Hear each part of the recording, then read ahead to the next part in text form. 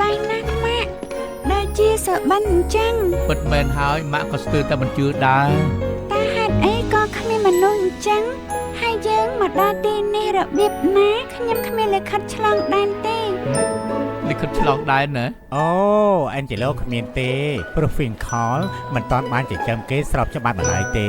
ដូច្នេះពុំតាន់មានសិទ្ធិទេ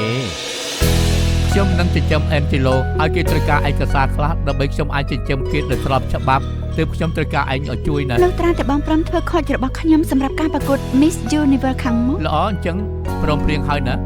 ក៏ប៉ុន្តែខ្ញុំមានលក្ខខណ្ឌមួយឯងមិនអាចនៅក្បែរអេនជេឡូបានទេហើយឯងប្រកាសចិត្តដែរទេម៉ារ៉ាខ្ញុំស្គាល់ឯងនេះជាឱកាសចុងក្រោយដែលខ្ញុំអាចស្គាល់កូនរបស់ខ្ញុំតែឯងមកទៅធ្វើអីទេពអក្សរការពារខ្ញុំមកហើយគឺមីងម៉ារ៉ាឯងមិននៅដេកទេត្រូវទេខ្ញុំមិនចូលចិត្តបង្គាទេមីងក៏មិនចូលចិត្តបង្គាដែរអូ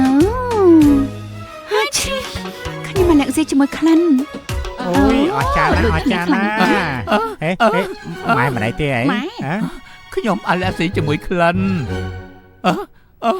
គ្រីស្មាសលើកនេះសូមអញ្ជើញអបអររីករាយនឹងសមាជិកខ្សែភាពយន្តម្ដាយប្រចាំឆ្នាំ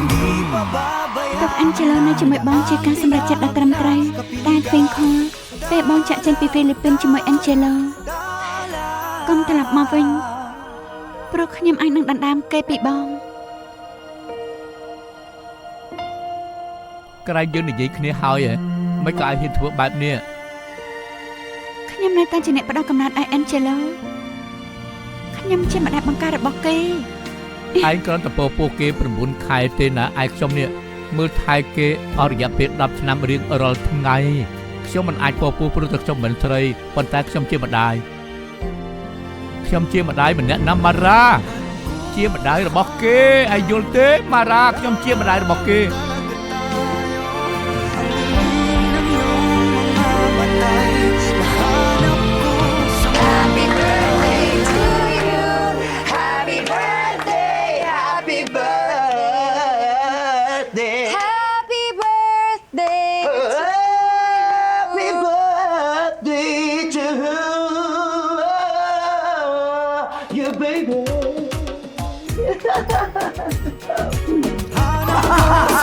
Ha